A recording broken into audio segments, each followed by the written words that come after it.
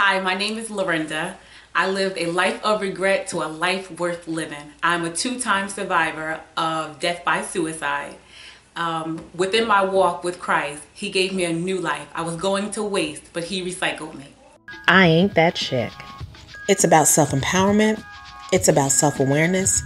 It's about self-respect. Lorinda, you mentioned in your intro that you lived a life of regrets. Yes. And I just want you to expound on that a little bit.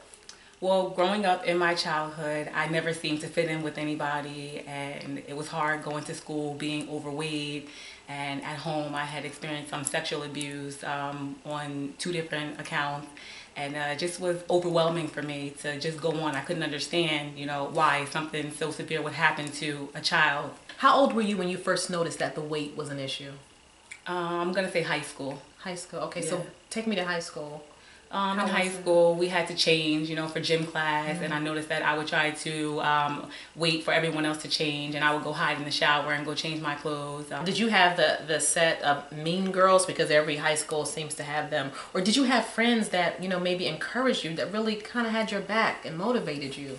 Actually, it's funny that you say that. I did not have a set of mean girls. I was the mean girl. So. Wow. It's very funny how the tables turn, but I was the captain of the mean girls for my friends, and sadly it wasn't who I was, but it was the pain that I was feeling that made me do that. So now, what else did that lead to for you emotionally? Emotionally, that led to anxiety, and it led to depression. For a long time, from my childhood and being an adult, I was depressed. Just didn't know what life, looked like to be happy, and just couldn't really grasp a hold of people who were happy. I thought when people smiled, are they really genuinely happy? They're not true. They're not true to themselves.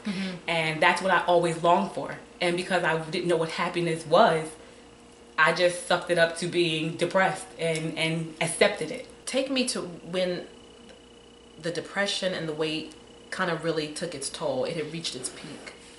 The depression and the weight reached its peak. My daughter was 6 years old, and she played soccer. And she was on the soccer field, and she was kicking the ball, and she was running up, and she was kicking the ball almost was into the goal. And I was shouting her name and running up. The opposing teammate had kicked the ball back the other way. So that means I had to run back down the other side of the field at 347 pounds. So I was fine. I ran up and I ran down. The third time, she got the ball back to kick it back up to the field goal. But I never made it all the way to run back to the field up there. So when I stopped, she stopped. When I seen she stopped, I couldn't even face her. I walked to my car and sat in my car and I cried. That was the conversation that I had with God, and said, I don't want to be here anymore. I can't do this anymore. If I don't keep going for myself, my daughter's never ever going to keep on going. And it was then where I started to do research on bariatric surgery and just to see if this is what I really wanted to do. And once I did that, I made up in my mind that I was going to have the surgery. But before the surgery, I think things kind of took a turn for the worse. You said you were hospitalized and you tried to commit suicide, or you thought about committing suicide. Yes, with all the pressures of life just now catching up to me, and all the anxiety and the depression, I had just given up on myself, and I had tried to harm myself, and I was a cutter. And How old were you? A cutter. How old are you when you were a cutter? 15, 16. And I'm asking you that because a lot of times, and not to make this a race thing at all, but a lot of times we don't see our skin tone as cutters. We always think it's another ethnicity. But you were a cutter at 15.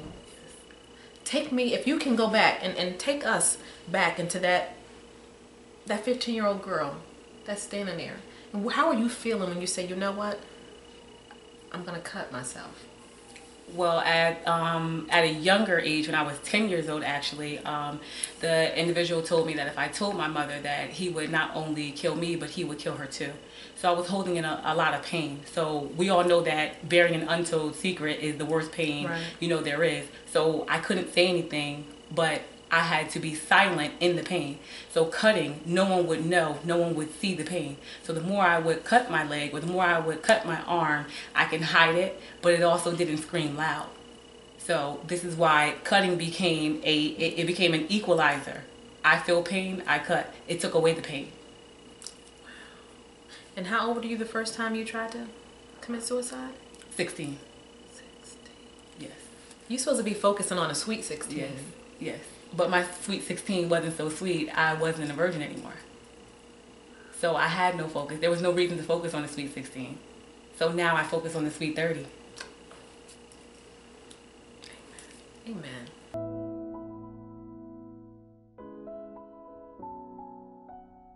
So you decided to have the surgery. How long was the recovery? And were you nervous going into it? I was not nervous going into it. No, you were just ready for a change. I was ready for a change. Because you had already been scared. You were done already. So I nothing could tried happen. to take my life. Yes. So what would I have been afraid of?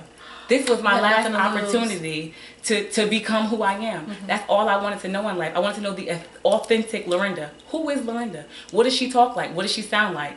What does she like to do? I didn't know those things. So you were taking layers off. You were taking layers off. Take me to, you have the surgery and you recover.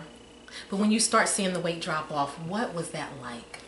It was like Christmas. Every day was Christmas. As I lost the weight, I lost baggage. As I lost the weight, I gained my smile. As I lost the weight, I gained happiness and finding out who I truly am. Never ever give up. God can give you a second chance. I told you in the beginning of the introduction, I was going to waste, but God recycled me.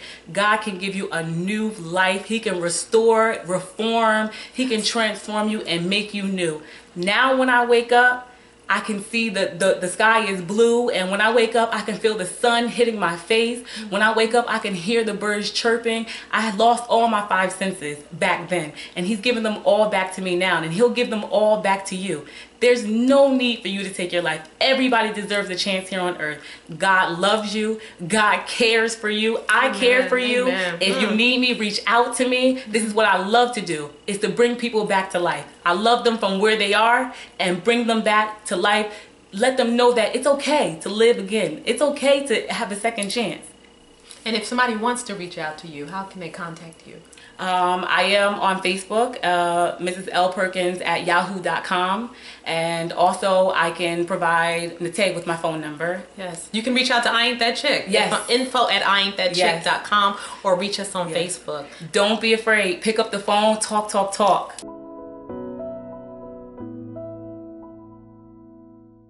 So now that you've heard my story, you know that I ain't that chick.